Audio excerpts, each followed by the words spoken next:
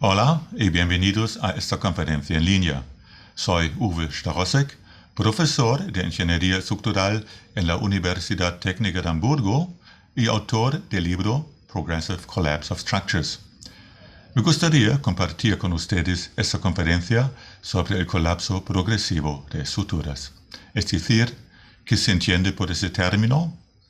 ¿Por qué y cómo puede ocurrir tal colapso?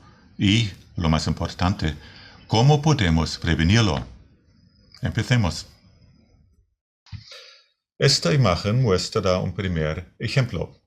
En este incidente, en Alemania en 2005, se derrumbaron 82 torres de líneas de alta tensión. El colapso de la primera torre se debió a una carga de nieve excesiva.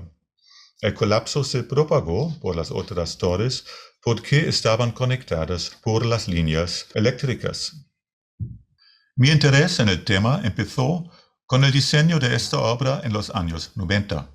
Se trata de un puente muy largo, casi 13 kilómetros de extensión y con muchos vanos repetitivos. Entonces surgió la pregunta y la duda: ¿qué pasa si uno de estos vanos se desploma, sea por la causa que sea? ¿Se limitará a un fallo local o iniciará un derrumbe que se extiende por toda la obra? Investigamos esta cuestión en aquel entonces y llegamos a ciertas conclusiones y también modificaciones de diseño para prevenir un colapso progresivo que les voy a presentar en el transcurso de esta charla. Vamos a acercarnos al asunto con cuidado y aclarar primero el significado de las palabras clave del tema. ¿Qué es el colapso progresivo? Y otro término importante en este contexto, ¿qué es el colapso desproporcionado? Las torres del World Trade Center en Nueva York se derrumbaron tras los impactos de dos aviones, una causa muy violenta. Aún así, el efecto de derrumbe total puede considerarse desproporcionado si comparamos la masa de un avión, unos cientos de toneladas, con la masa de una torre, unos cientos de miles de toneladas. Otro ejemplo es el puente Haeju en Seúl, capital de Corea del Sur, que se derrumbó durante su construcción en el año 1992. El colapso comenzó con el vano principal, que era sostenido por un pilar auxiliar. La causa del daño inicial no fue aclarada, pero puede haber sido un hundimiento repentino de este pilar auxiliar. En cualquier caso, el daño no se limitó a esta parte de la obra, sino que se propagó por las demás vanos, de forma que se perdieron 800 metros de puente. Podemos concluir que un colapso desproporcionado se caracteriza por una desproporción entre causa y efecto, es decir, entre un evento desencadenante y un consiguiente colapso generalizado. Además, el evento desencadenante puede ser una acción local o una falta de resistencia local que ocurre con una probabilidad baja o es completamente inesperada. Tal acontecimiento se denomina evento anormal. Un colapso progresivo, por otro lado, comienza con el fallo de uno o de algunos elementos estructurales y progresa sucesivamente por otros elementos. En la práctica, los términos colapso desproporcionado y colapso progresivo se utilizan casi como sinónimos. Lo hacemos porque un colapso progresivo, la mayoría de las veces, es desproporcionado y viceversa. Sin embargo, es posible distinguir. El significado de desproporcionado debe ser cuantificado de alguna manera. Por ejemplo, basándose en los objetivos de diseño que se han establecido para un determinado proyecto de construcción o de modo general. Entonces, en el marco de los objetivos de diseño y del diseño estructural, el término colapso desproporcionado es el más adecuado. mientras que colapso progresivo es el término apropiado cuando se piensa en el fenómeno físico, o sea, en el mecanismo de colapso. Antes de tratar la cuestión del diseño, me gustaría continuar con este segundo aspecto, collapse mechanisms. Entonces, ¿cuáles son estos mecanismos? Un colapso progresivo puede ocurrir de varias maneras y vale la pena distinguirlas. El colapso tipo panqueque de un edificio, por ejemplo, se desarrolla de un modo bastante diferente a un colapso tipo dominó, que puede ocurrir, por ejemplo, en un puente de Caballete. Por cierto, hay un vídeo impresionante de este incidente en Internet. Una tercera categoría importante es el tipo cremallera o, adaptando el término inglés, viper. Un colapso de este tipo se puede observar en la película El colapso del puente de Tacoma Narrows en el año 1940. Después de que los primeros tirantes se rompieron, todo el tablero se desprendió del sistema de suspensión y cayó. Todos estos tipos de colapso son diferentes. Esto queda claro cuando describimos los respectivos mecanismos. El colapso tipo panqueque es un escenario importante para edificios de varios pisos. Se inicia con el fallo de elementos de soporte vertical.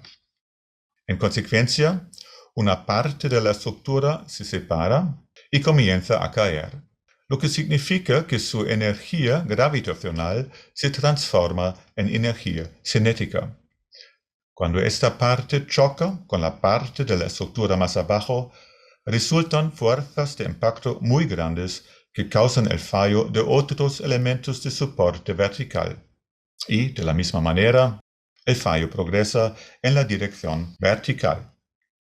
La característica principal de este mecanismo es el acontecimiento de eventos de impacto. Las fuerzas de impacto forman la acción de propagación de este tipo de colapso. Es posible extraer otras características de esta descripción. En particular, el sistema estructural se caracteriza por la transferencia en serie de las fuerzas principales. Un colapso tipo viper se puede describir de un modo similar paso a paso. En comparación con el tipo panqueque, los eventos de impacto no desempeñan un papel en este tipo. En cambio, la redistribución de los esfuerzos es la característica principal de este tipo de colapso. Los esfuerzos de los elementos estructurales que fallan se redistribuyen en caminos alternativos en el resto de la estructura. Esto, sin embargo, lleva a una concentración de esfuerzos en otros elementos, seguido por el fallo de estos y, de la misma manera, al progreso del fallo. En este caso, el sistema estructural se caracteriza por la transferencia paralela en lugar de serial de las fuerzas principales. Existen otros tipos de colapso, además de los ya mencionados. Un total de 6 han sido identificados y descritos hasta la fecha. Algunos de ellos comparten la característica de impacto o de redistribución y se pueden agrupar en clases correspondientes. Pienso que una tipología así, basada en la descripción de mecanismos de colapso, desempeña un papel central en el tratamiento conceptual del colapso progresivo y colapso desproporcionado. También es de valor práctico. Por ejemplo, permite distinguir las particularidades estructurales que promueven un colapso y, basado en esto, concebir contramedidas en el diseño estructural. Volviendo entonces a la cuestión del diseño estructural, debemos preguntarnos ¿cómo es posible que un colapso desproporcionado pueda ocurrir? no debería ser excluido por las reglas codificadas que usamos en el diseño? Para responder estas preguntas, examinemos la base de nuestros métodos de diseño. Estos se basan, por un lado, en mediciones y observaciones de las cuales se derivan las funciones de densidad de probabilidad de acciones y resistencias. Por otro lado, estos métodos se basan en alguna forma de consenso social sobre la probabilidad admisible de un fallo. A partir de estos datos de entrada y usando la teoría de confiabilidad, se calculan los valores de diseño de acciones y resistencias y los respectivos factores de seguridad. Bueno, hay tres problemas con este enfoque, que están relacionados con los detalles del análisis de confiabilidad y con los dos tipos de datos de entrada. En primer lugar, la seguridad estructural se considera solo a nivel local y no, como debería serlo, a nivel de sistema, es decir, global.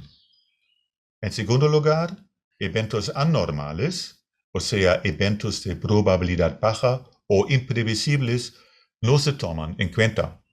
Y, por último, es difícil llegar a un consenso social sobre la probabilidad admisible de un fallo con consecuencias catastróficas. De estos tres problemas me gustaría discutir solo el primero. La probabilidad de un colapso se puede calcular básicamente como el producto de tres factores. Estos son la probabilidad de ocurrencia de un evento causante, la probabilidad de un daño inicial dada la ocurrencia de un evento y la probabilidad de un colapso dada la ocurrencia de un daño inicial. Ahora, en la práctica, este último factor no es considerado y tampoco es reflejado por los factores de seguridad de las normas de diseño. Esto significa que para una estructura sensible a un daño inicial, para la que este factor es grande, pero no ha sido considerado en el diseño, tal estructura ya no poseería la seguridad necesaria. La razón de esta omisión es de naturaleza práctica. La seguridad a nivel de sistema depende de la respuesta de la estructura a un daño inicial, como acabamos de ver.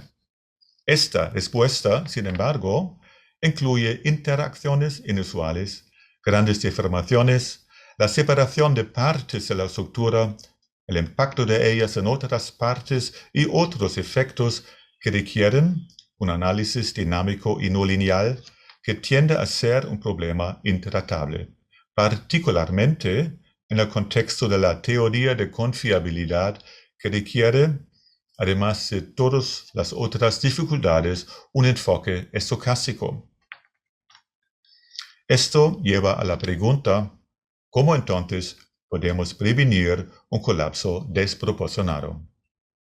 Antes de responder esta pregunta, me gustaría introducir dos definiciones y con esto la distinción entre resistencia al colapso y robustez. Un requisito de diseño puede ser prevenir un colapso desproporcionado. Según la definición de colapso desproporcionado presentada antes, este requisito se cumple si la estructura es insensible a eventos anormales. Una estructura que posee esta propiedad es lo que llamamos resistente al colapso.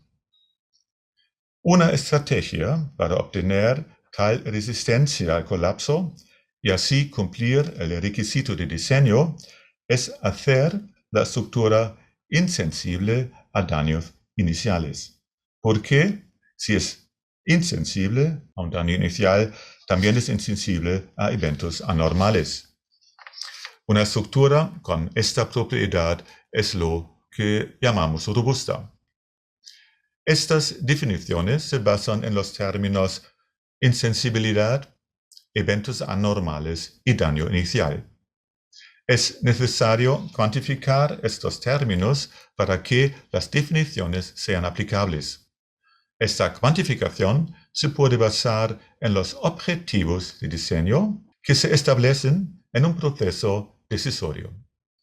Estas consideraciones llevan a un enfoque pragmático para obtener resistencia al colapso, que ya no se basa en la teoría de confiabilidad, sino en un proceso decisorio para establecer los requisitos y objetivos de diseño.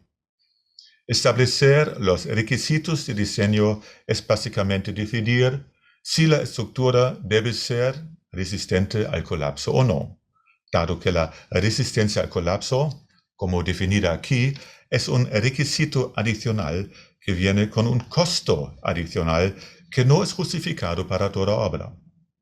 Esta decisión depende del significado de la obra en cuanto a las consecuencias de un colapso y de su exposición a eventos anormales. Si se requiere resistencia al colapso, se establecerán los objetivos de diseño pertinentes.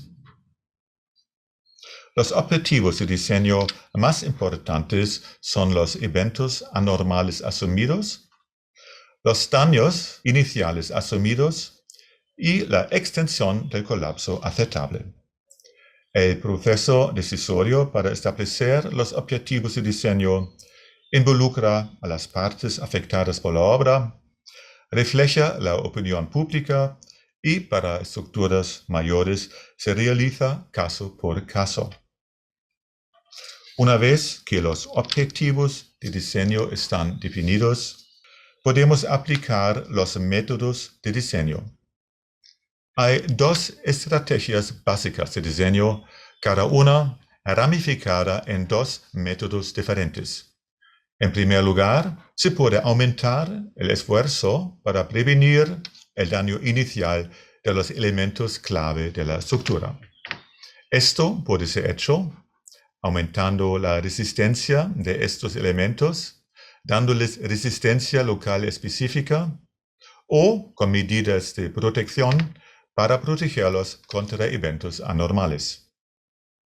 En segundo lugar, se puede asumir que un daño inicial ocurrirá y diseñar el resto de la estructura para tal caso.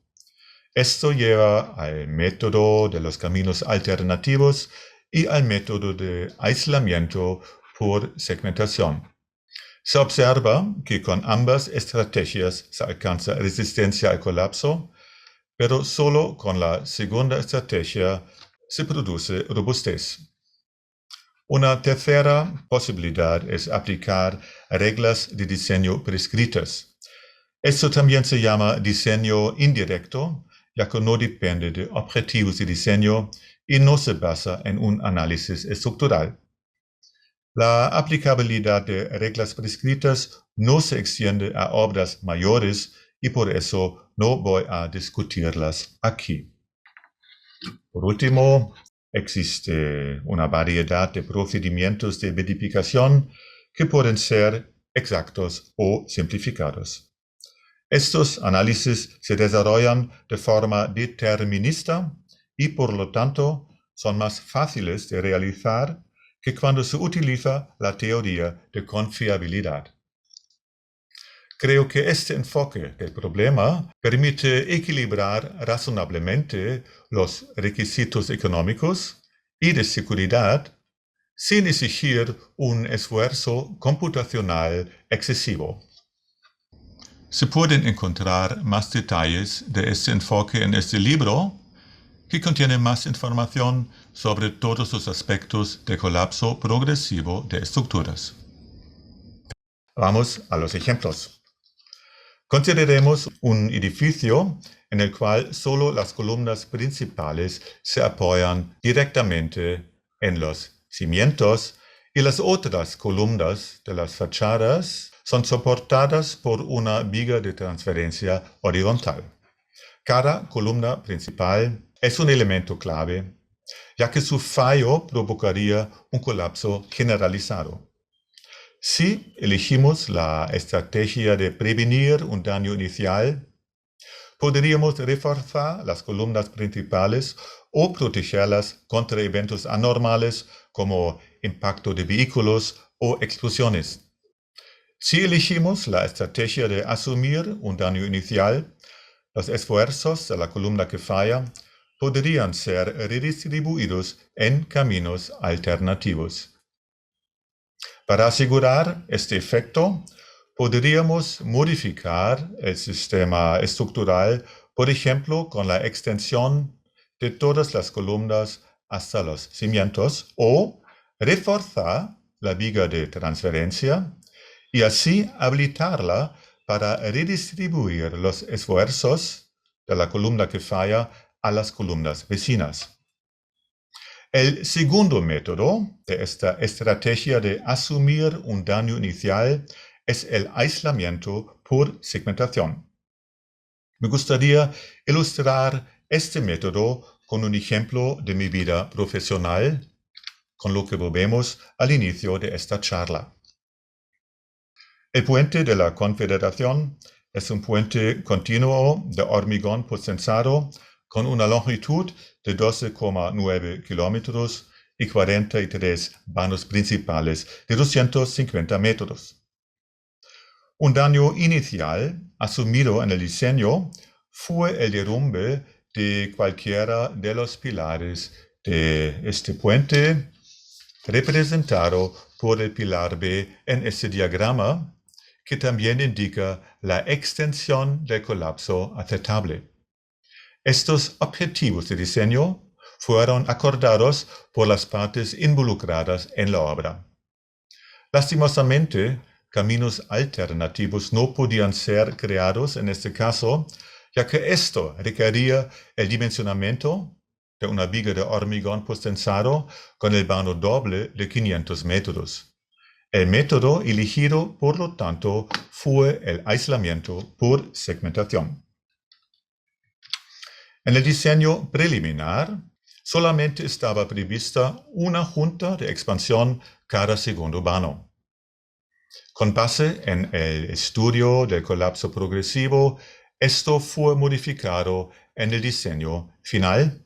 Se insertó una junta adicional también en cada segundo vano. Con esta modificación, una sección del puente que comienza a caer puede desengancharse con seguridad en esta junta, de manera que el colapso pare aquí y el resto de la estructura esté a salvo. Las juntas, por lo tanto, forman las fronteras de los segmentos y son elementos estructurales que aíslan el colapso.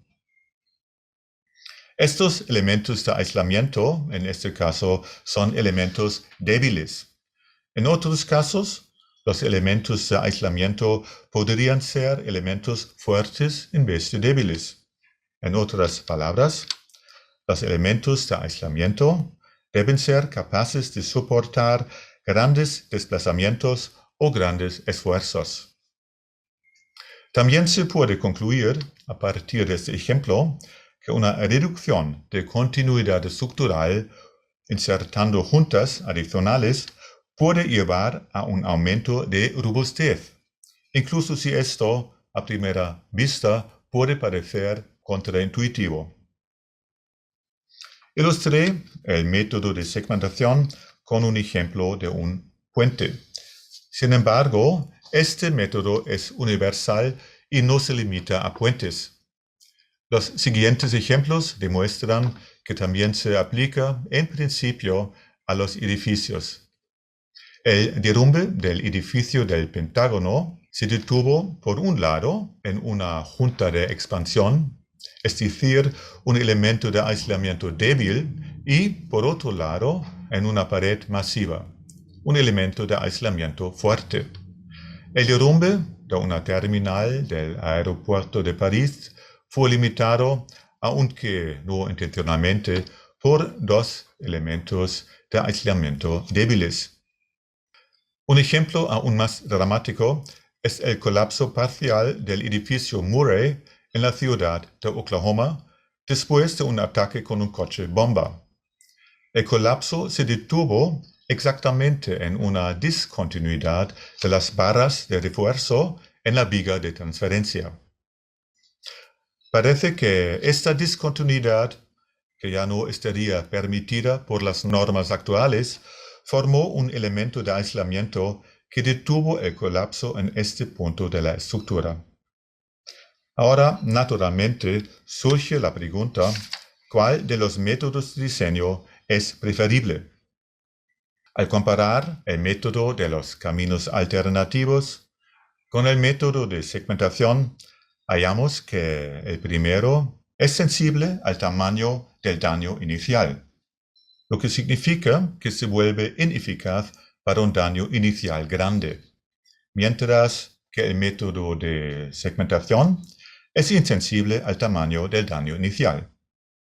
Por otro lado, en el método de segmentación, la extensión del colapso corresponde al tamaño de un segmento y por lo tanto es relativamente grande.